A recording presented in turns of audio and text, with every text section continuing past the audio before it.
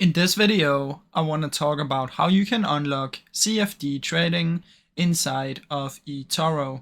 Now this is pretty simple, guys. All you have to do is create your account, and then you want to make sure that you verify it completely. So head over to your profile and verify it, and in there will be a questionnaire.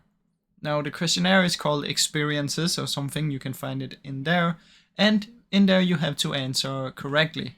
So you need to answer the questionnaire fully, and if you answer correctly within the CFD questions, you will now be eligible to trade CFD. Now if you fail it, you cannot do it, so just keep that in mind. If you get accepted and for some reason you can still not trade it, what you need to do is just simply contact eToro support.